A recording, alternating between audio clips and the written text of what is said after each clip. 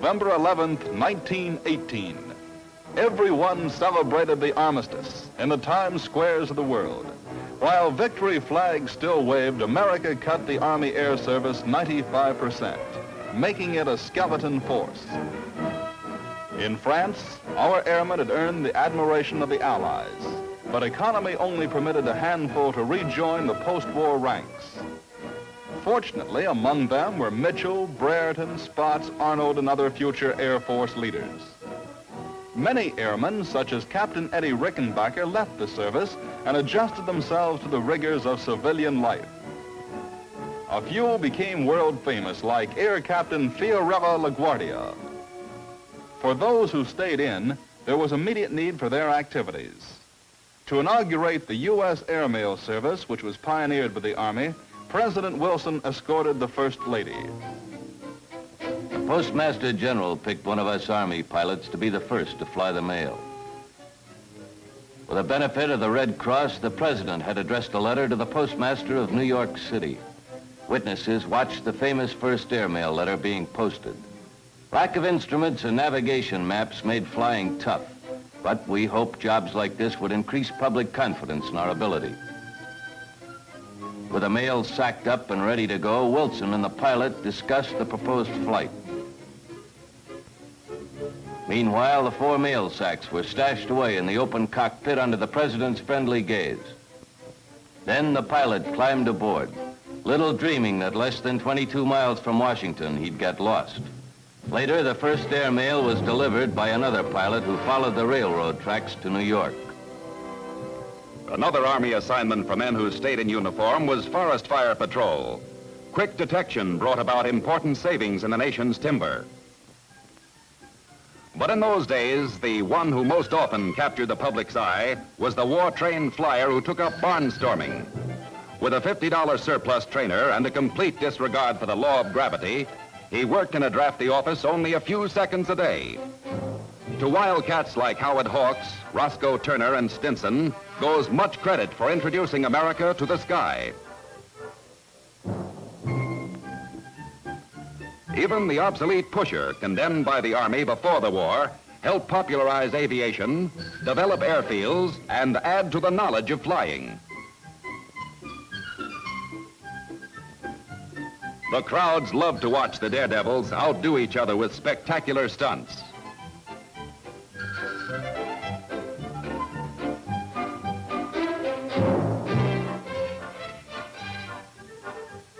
The steady-flying, easy-to-handle Jenny, standard Army trainer, was the barnstormer's favorite perch.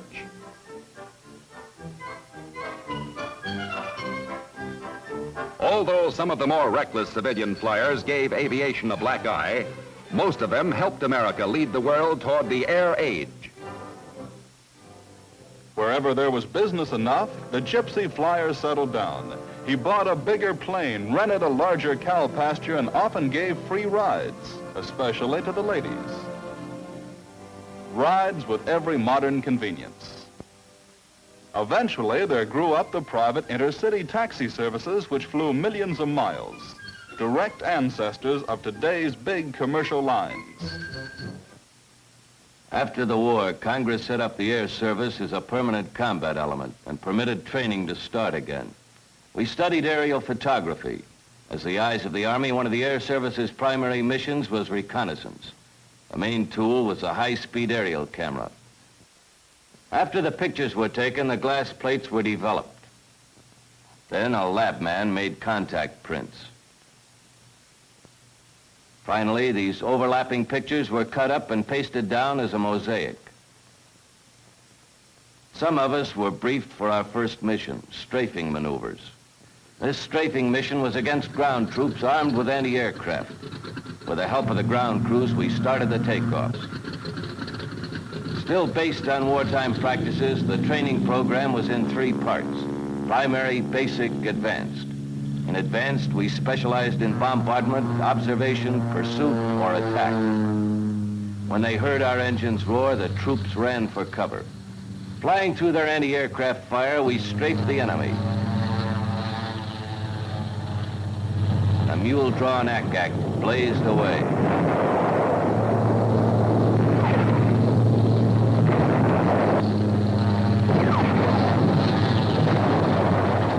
The Army maintained an active, though limited interest in a lighter-than-air program. At a school in Scottsfield, Illinois, men trained for work with free as well as semi-rigid balloons. AEF success with observation blimps inspired Army interest in non-rigid and semi-rigid airships for 20 years into the future. Air Service Chief General Charles Menaher took pride in showing flight training to General Reed, Commandant, 5th Army Corps. Together they watched Major Carl Spott signal 18 pursuit crews to prepare for a mass graduation review. This was the big moment after more than a year of the toughest training in the world. As the newest members of the Air Service, they took off to do their part in building America's early air power. It was a magnificent sight to see these squadrons take possession of the air.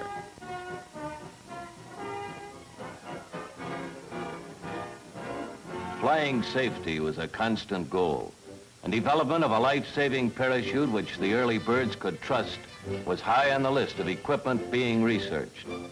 This test called for jumping off the wing backwards.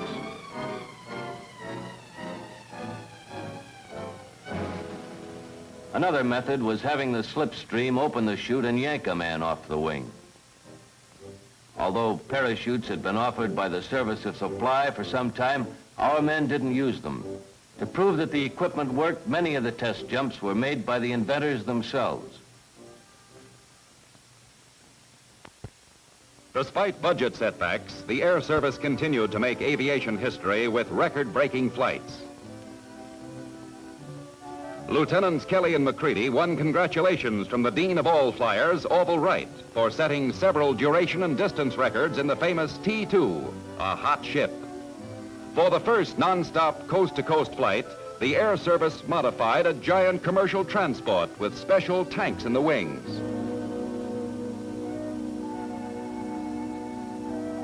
This was the third try by the same men in the same plane. 2 previous west to east hops had failed. In preparing the plane, 780 gallons of gas were pumped aboard. By flying from east to west, they hoped to use up most of the gas load before climbing the Rockies. This was not a stunt. John McCready and Oakley Kelly were part of a larger Army program to develop better planes, engines, and navigation, and to advance flying techniques. As the prop was spun, history took note of May 2nd, 1923 as a memorable day. One of the tensest moments was the takeoff. Would the monoplane, now weighing 10,000 pounds, clear the Curtiss hangars at the far end of the field? It did. Throughout the 2,250-mile route, the pilots took turns at the controls. Average speed, 94 miles an hour. Less than 27 hours later, the T-2 arrived over Rockwell Field, San Diego. After spanning a continent, the huge plane and its 2-man crew settled down to Earth. And the single Liberty engine now taxied the T-2 on California soil toward the excited crowds. By covering the greatest distance ever made in a single cross-country flight, Kelly and McCready proved that eventually, in a national emergency, troops could be transported from one coast to another in little more than a day. In the early 20s, chief proponent for the value of air power was Brigadier General Mitchell. Since his return from France, he had insisted that an airplane could sink any surface ship. And when he argued that 1/2 the cost of a single new battle wagon could supply the planes to make the warship obsolete, Congress insisted he get the chance to prove it. For the tests, Billy Mitchell hastily assembled a force including some Navy flyers which he trained at Langley Field, Virginia. He taught them the same bombing techniques which he had learned in World War I. Engines were started, and the 1st Provisional Air Brigade took off for a mission which was to test the future of military aviation. Fast pursuits and heavy bombers, accompanied by auxiliary planes with cameras and observers headed for the latest target, a U.S. battleship. By new tests conducted on the obsolete Alabama, Mitchell tried to clinch his claims. Through the use of phosphorus bombs, he demonstrated the fine art of precision bombing.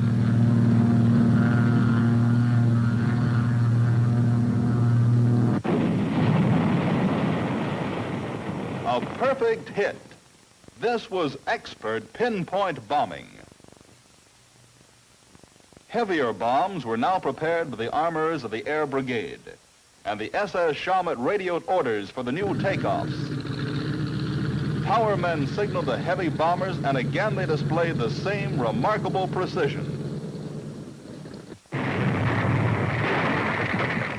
But the Joint Board was still unconvinced even when more bombs finally sank the Alabama. 2 years later, Billy Mitchell and his men prepared for a new series of battleship bombing tests, this time against the obsolete battle wagons, New Jersey and Virginia. On the deck of the San Miguel were General Pershing, Admiral Shoemaker, Assistant Secretary of War Davis, and the new Air Chief, General Patrick. The 1923 tests attracted even more widespread public and official attention. The target sat and waited for a 2,000-pound bomb to be dropped from 10,000 feet. The Air Service was learning that a near miss was the body blow that weakened the hull, setting up a target for the knockout punch. Mitchell's Air Brigade was becoming more and more expert and could lay those eggs anywhere.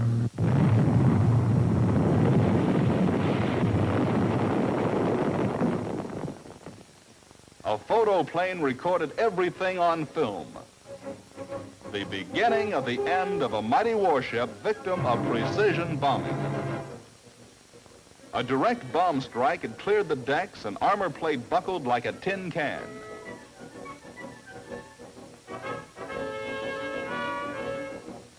By showing her keel, the Virginia proved she's had enough.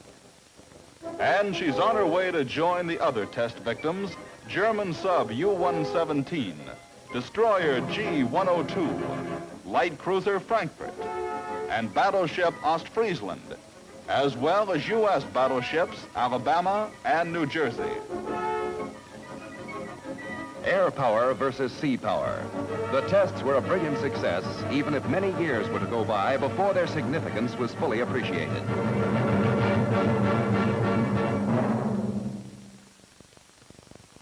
For 10 years after the armistice, the job handed America's Air Service was a secondary one, support of the ground forces. Although later chapters in the Air Force story show the growth of the nation's air arm was inevitable, skeptics persisted in trying to stop progress.